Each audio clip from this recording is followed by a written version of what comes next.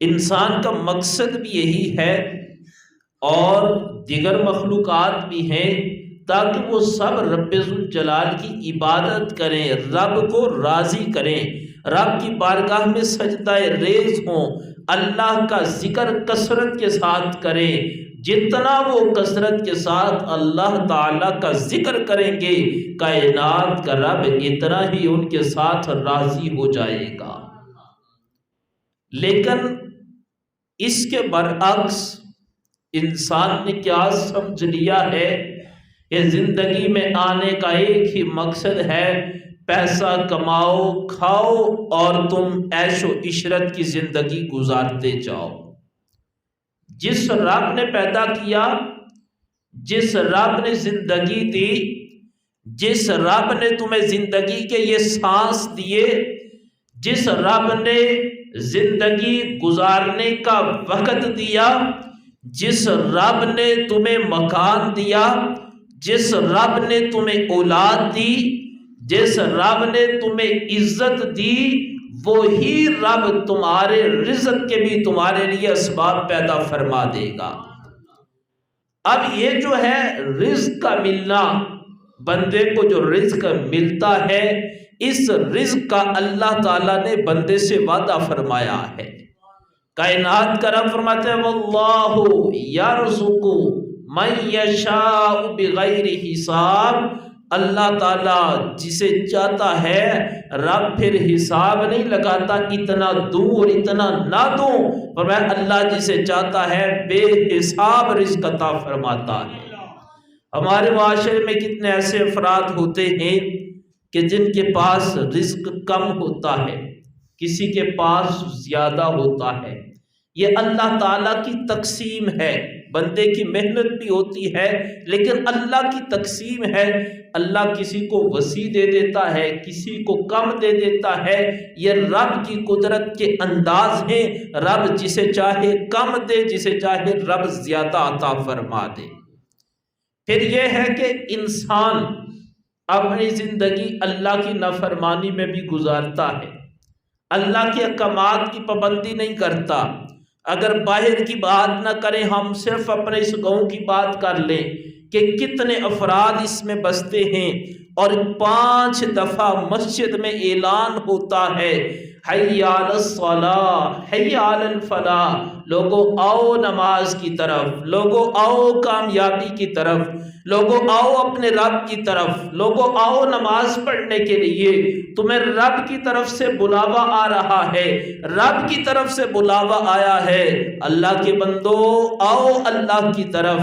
لیکن یہی انسان آواز کو بھی سنتا ہے، اذان کو بھی سنتا ہے، اللہ کے احکامات کو بھی سنتا ہے، سننے کے باوجود ٹس سے مست نہیں۔ اگر 1000 افراد ہیں تو چند 100 بھی نماز کے لیے نہیں آتے،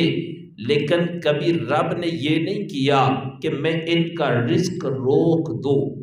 جو نماز نہیں پڑھتے رزق روک دوں۔ رب نے رزق دیا اور دیا بھی وسیع ہے، اور رب نے فرمایا اس میں سے تم نے زکوٰۃ بھی دینی ہے۔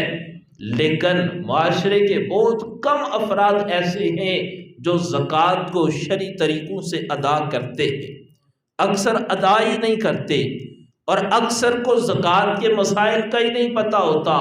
اور بعض جو دیتے ہیں وہ شرعی اصولوں کے مطابق نہیں دیتے، اور کچھ کو اللہ نے توفیق دی ہے اللہ ماشاءاللہ وہ زکوٰۃ بھی دیتے ہیں اور بڑے طریقے سے سوچ سمجھ کر شرعی طریقوں کے مطابق زکوٰۃ کو ادا کرتے ہیں۔ لیکن اب جن پر زکوٰۃ فرض ہوئی وہ کیسے فرض ہوئی؟ اللہ نے ان کو وسیع رزق عطا فرمایا، ان پر زکوٰۃ فرض ہو گئی، لیکن فرض ہونے کے باوجود وہ زکوٰۃ ادا نہیں کرتے۔ اللہ نے رزق کو روک نہیں دیا کہ اب رزق ختم کر دیا، رزق کے دروازوں کو بند کر دیا، اللہ پھر بھی دے رہا ہے۔ شاید میرا بندہ سمجھ جائے، شاید میرا بندہ سمجھ جائے، شاید میرے بندے کو ہوش آ جائے، یہ رزق جو مجھے ملا ہے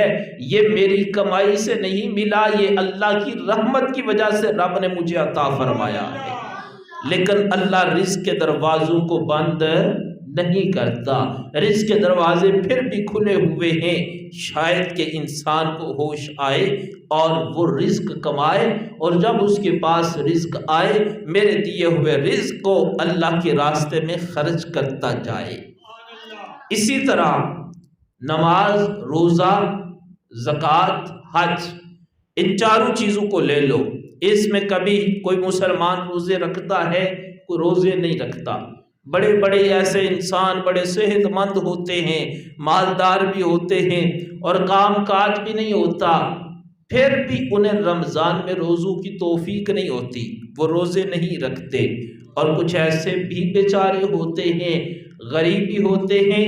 مزدور بھی ہوتے ہیں، اس کے باوجود وہ کہتے ہیں رزق اگرچہ ہمارے پاس کم ہے، ہم نے رمضان میں روزہ چھوڑنا نہیں، باقاعدگی کے ساتھ رمضان کے سارے روزے رکھنے ہیں۔ اب جن کے پاس رزق زیادہ ہوتا ہے، ہوتے بھی فارغ ہیں، روزے نہیں رکھتے، اللہ روزے نہ رکھنے سے ان کا رزق بند نہیں کر دیتا۔ اللہ کہتا ہے میں عطا فرما رہا ہوں، جب میرے بندے کو ہوش آ گئی، ہو سکتا ہے اس کو ہدایت مل جائے اور پھر وہ میری طرف رجوع کر لے۔ اسی طرح معاشرے کے اکثر افراد ایسے ہوتے ہیں جن پر حج فرض نہیں ہوتا، اور کچھ ایسے ہوتے ہیں جن پر حج فرض ہوتا ہے۔ اب جن پر فرض نہیں ہے ان کے دل میں تڑپ ہوتی ہے، کاش کہ مدینہ شریف سے مجھے بلاوا آ جائے، کاش کوئی سبب بن جائے، روتے رہتے ہیں، ترستے تڑپتے رہتے ہیں، کاش مدینہ شریف سے بلاوا آ جائے، کاش رب مجھے اپنے گھر میں بلا لے، اپنے نبی کے در پر بلا لے۔ لیکن جن پر حج فرض ہوتا ہے وہ حج نہیں کرتے،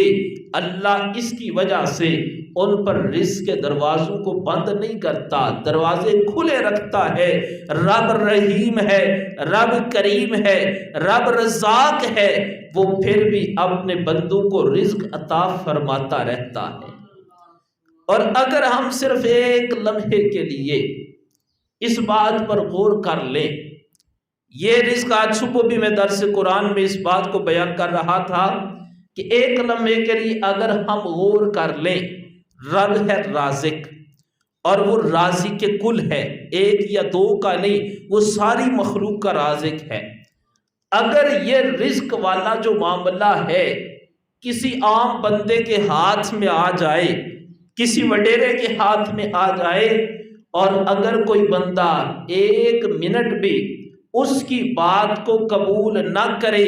اس کی فرما برداری نہ کرے، وہ بندہ اسی وقت روک لے گا، کہے گا اب میں نے تمہیں کھانے کے لیے کچھ دینا ہی نہیں ہے۔ ہمارے معاشرے میں ایسا ہوتا ہے۔ کل ایک دوست میرے پاس آئے اور مجھے یہ بات بتانے لگے اپنے عزیز کے بارے میں، کہنے لگے کہ ساری زندگی ماں اپنے بچوں کو پالتی رہی، پھر وہ ماں جب بچے جوان ہوئے، ان کا باپ پہلے ہی فوت ہو چکا تھا،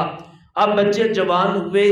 وہ ماں ان کے رشتوں کی تلاش میں لگی رہی، کسی طریقے سے میرے بچوں کے رشتے ہو جائیں۔ جب رشتے ہوئے وہ باہر گئے، وہ ماں ہر جگہ اس نے کوشش کی، دعائیں کرتی رہی، تڑپتی ترستی رہی کہ اب میرے بچوں کے باہر کے کاغذات بن جائیں۔ پھر کہتے ہیں وہ بچے جب پاکستان آئے تو انہی بچوں نے ماں کو اتنا ذلیل کر دیا کہ اب وہی ماں روڈوں پر لوگوں کے گھروں میں جا کر بھیک مانگ رہی ہے۔ یعنی انسانیت کی ہماری نظروں میں اتنی قدر ہے، اور انسانیت کی تذلیل کا یہ انداز ہے، اور رشتے تو بڑے دور کی بات ہے۔ کسی کو آپ نے ملازم رکھا، نوکر رکھا، دور سے کسی کو لے کر اپنے گھر میں رکھا، پالا، ادھر تو وہ اولاد کے جس کے لیے ماں اتنی قربانیاں دیتی رہی، اور پھر ماں نے ان کو پالا بڑا کیا، ان کی شادیوں کے بارے میں سوچا، ان کے لیے رب سے مانگ کر مانگتی رہی۔ اب بچے یورپ میں سیٹل ہو گئے، پاکستان میں آئے، اور اسی گھر جس گھر میں ماں نے مشکلوں سے پالا تھا، اس گھر سے اپنی ماں کو نکال دیا۔ یعنی یہ کتنا عظیم رشتہ ہوتا ہے ماں کا اور بیٹے کا۔ لیکن اس میں بھی کیا ہے، جب بیٹوں کے ہاتھ میں کچھ آ گیا، انہوں نے ماں سے چھیننے کی کوشش کی، اے ماں ہم تمہیں اب کچھ نہیں دے سکتے، لیکن قربان جاؤں اس رب کی قدرت پر، قربان جاؤں اس رب کے رحمان ہونے پر، قربان جاؤں رب کے رحیم ہونے پر، قربان جاؤں رب کے کریم ہونے پر، کہ وہ رب کبھی یہ نہیں کہتا میرے بندے نے میری نافرمانی کی ہے آج میں اپنے بندے کو رزق نہیں دوں گا، بلکہ بندہ نافرمانی بھی کرتا ہے، کائنات کا رب پھر بھی اپنے بندے کو وسیع رزق ہی عطا فرماتا ہے، اس لیے کہ وہ راضی کے کل ہے۔ اور پھر ادھر ایک یا دو تین بندوں کی ذمہ داری ہو تو انسان کی بس ہو جاتی ہے،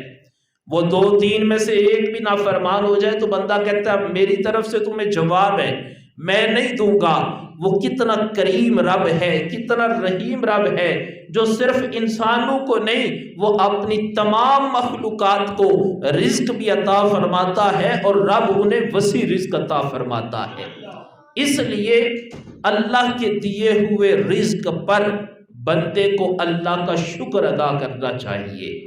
اور اگر رب رزق عطا فرمائے تو انسان کو اس پر غرور نہیں کرنا چاہیے، تکبر نہیں کرنا چاہیے، میرے پاس بڑا پیسہ ہے، میرے پاس بڑی گاڑی ہے، میرے پاس بڑا مکان ہے، میرے پاس بڑے تعداد ہے بندوں کی، بلکہ جب رزق عطا فرمائے بندہ اللہ کا شکر ادا کرے، کیونکہ یہ رزق ہماری محنت کی وجہ سے نہیں، اللہ کی رحمت کی وجہ سے ملتا ہے۔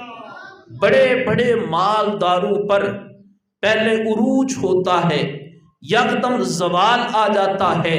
جو لوگوں کو دینے والے ہوتے ہیں وہ مانگنا شروع کر دیتے ہیں، اور ہم نے اپنی آنکھوں سے دیکھا جو غریب ہوتے ہیں اللہ انہیں امیر کر دیتا ہے۔ اس لیے عروج سے زوال اور زوال سے عروج یہ اللہ کے ہاتھ میں ہے، اللہ جب چاہے کسی کو دے بھی دیتا ہے، جب چاہے اللہ کسی سے لے بھی لیتا ہے۔ جس لیے جب رب رزق عطا فرمائے تو اس وقت اللہ کا شکر ادا کرے، اے اللہ یہ میرا کمال نہیں ہے، یا اللہ یہ میری محنت کی وجہ سے نہیں ہے، اے اللہ یہ تو نے اپنی رحمت کی وجہ سے مجھے رزق عطا فرمایا ہے۔ اور رزق کے معاملے میں میرے اور آپ کے کریم محبوب صلی اللہ علیہ وآلہ وسلم کی بارگاہ میں سوال کیا گیا،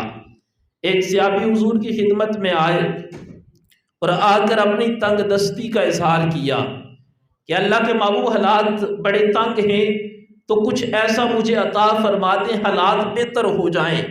گھر میں 3 وقت کے لیے کھانے کے لیے بھی اچھے اسباب نہیں ہوتے، اے اللہ کے محبوب آپ دعا فرمائیں یا مجھے کوئی وظیفہ عطا فرمائیں تاکہ اللہ تعالیٰ میرے حالات کو بہتر کر دے۔ میرے اور آپ کے کریم محبوب کی بارگاہ میں کوئی سوالی سوال لے کر آتا، اللہ کے رسول خالی نہیں بھیجتے تھے، بلکہ میرے نبی اس کی خالی جھولیوں کو بھر کر واپس بھیجتے تھے۔ اب حضور علیہ السلام نے ایک وظیفہ عطا فرمایا، آگے بھی میں نے کئی دفعہ اس کو بیان کیا ہے، کوشش کیا کریں کہ اس وظیفے پر سارے مسلمان عمل کریں۔ ایک فائدہ تو یہ ہوگا اللہ رزق برکت والا دے گا، اور دوسرا فائدہ یہ ہوگا گھر میں اللہ کی رحمت ہوگی، تیسرا فائدہ یہ ہوگا گھر میں نفرت ختم ہوگی، محبت عام ہوگی، اور چوتھا فائدہ یہ ہوگا ہر کلمے پر اللہ تعالیٰ اپنی عبادت کا ثواب عطا فرمائے گا۔ میرے محبوب نے فرمایا میں تمہیں وظیفہ بتاتا ہوں تم عمل کرو، فرمایا جب بھی اپنے گھر میں داخل ہو، داخل ہوتے وقت گھر والوں کو سلام کیا کرو۔ اب بعض اوقات بندہ باہر سے پریشانی میں آتا ہے، کسی کے ساتھ کوئی لڑائی ہو گئی، کبھی کو کاروباری معاملات میں انسان پریشان ہو کر گھر آتا ہے، لیکن جب گھر آ کر وہ دستک دینے کے بعد، گھر میں داخل ہونے کے بعد یہ لفظ کہتا ہے السلام علیکم ورحمۃ اللہ وبرکاتہ، اور آگے سے سلام کا جواب ملتا ہے، آدھی انسان کی پریشانی یہاں پر ہی ختم ہو جاتی ہے۔ لیکن قربان جاؤں مسائل آج درپیش آئے، آمینہ کے لال نے 1450 سال پہلے ہمیں اس کے حل عطا فرمائے۔ پھر میرے محبوب فرماتے ہیں گھر میں داخل ہوتے وقت ایک کام کیا کرنا ہے، سب سے پہلے کیا کرنا ہے جی؟ سلام کرنا ہے۔ دوسرا حضور علیہ السلام نے فرمایا کہ جب تم اپنے گھر میں داخل ہو سلام کرو، اور اس کے بعد تم اس طرح کرو کہ مجھ پر درود پاک پڑھ لو۔ اب بندہ گھر میں آ کر سلام کرے اور حضور پر درود پاک پڑھے، ذرا خود سوچو اس پر کتنی اللہ کی رحمتیں نازل ہوں گی۔ پھر تیسری چیز میرے اور آپ کے کریم محبوب نے فرمایا، پہلا فرمایا سلام کرو، دوسرا فرمایا مجھ پر درود پاک بھیجو، تیسرا فرمایا سورہ اخلاص پڑھ لیا کرو، اس کی برکت سے اللہ تعالیٰ تمہیں وسیع رزق عطا فرمائے گا۔ اب وہ صحابی جنہوں نے سوال کیا تھا گھر میں گئے، معمول بنا لیا، جب بھی گھر میں آنا ہے گھر والوں کو سلام کرنا ہے، اگر گھر میں کوئی نہ ہو حضور نے فرمایا پھر مجھ پر سلام بھیجا کرو، ساتھ حضور پر درود پاک، ساتھ سورہ اخلاص پڑھتے۔ کہتے ہیں کچھ عرصہ گزرا، پہلے اپنے گھر کے حالات خراب تھے، کہتے ہیں کچھ عرصہ گزرا، اللہ نے اتنا رزق عطا فرمایا، وہ لوگوں کے گھروں میں جا کر رزق تقسیم کیا کرتے تھے۔ یعنی اتنی برکت ہے کہ اگر ہم اس حدیث مبارکہ پر عمل کریں، ہم اسلام پر عمل کریں، ہم حضور کے طریقے پر عمل کریں، اور جو جو طریقے ہمیں حضور نے عطا فرمائے اگر ہم ان کے مطابق زندگی کو بسر کریں، اللہ پریشانیوں کو بھی ختم فرما دے گا، اللہ رزق میں بھی برکت عطا فرما دے گا۔ اور آخری بات کر کے میں گفتگو کو سمیٹ رہا ہوں، رزق میں برکت کے لیے ایک تو یہ ہے کہ سود سے بچا جائے۔ جو سود اتنا عام ہو چکا ہے، اتنا عام ہو چکا ہے کہ اس دور میں اس سے بچنا بڑا مشکل ہے۔ بعض لوگ کہتے ہیں کوئی نہیں جی زیادہ سود نہیں ہے، 3 یا 4% سود ہے، باقی معاملات ٹھیک ہیں۔ اور میرے بھائی 3 یا 4% بڑے دور کی بات ہے۔ حدیث مبارکہ میں ایک لقمے کا ذکر ہے، ایک لقمے کا۔ 3-4% تو بڑے دور کی بات ہوتی ہے نا، ایک لقمے کا۔ فرمایا جو ایک لقمہ سود کا کھاتا ہے، فرمایا کائنات کے رب کی اس پر لعنت ہوتی ہے، اور 70 مرتبہ اپنی ماں سے زنا کرنے کے برابر ہے۔ اب بتاؤ اگر روز سودی کاروبار ہو تو رزق میں برکت آ سکتی ہے؟ کبھی بھی نہیں آ سکتی۔ اس لیے ایک تو سودی کاروبار سے یا سودی جتنے بھی معاملات ہیں ان سے بچا جائے۔ دوسرا رزق میں برکت کے لیے کبھی بھی حرام رزق کو اپنے حلال کے ساتھ نہ ملاؤ۔ بندہ پورا دن کماتا رہے اور پورے دن میں مثال کے طور پر اس نے 1000 روپیہ کمایا ہے، اب 1000 اس کا حلال کا تھا، لیکن حلال والے میں برکت ہوتی ہے۔ شام کے وقت اس نے 100 روپیہ ساتھ ملا لیا، جو ساتھ ملایا وہ حرام کا تھا، یعنی ناجائز طریقوں میں سے کسی طریقے سے کر لیا، تو اب وہ جو 1000 تھا حلال کا، حرام کا 100 ملانے کی وجہ سے اس میں سے بھی برکت ختم ہو جاتی ہے۔ تیسرا یہ ہے کہ رزق میں برکت کے لیے ہر وہ کام، یعنی جھوٹ بول لیا، کسی سے رشوت دے لی، رشوت لے لی، ان تمام چیزوں سے جب بندہ اپنے آپ کو بچاتا ہے، اگر تھوڑا کما کر لاتا ہے اللہ اس تھوڑے کے اندر بھی برکت عطا فرما دیتا ہے۔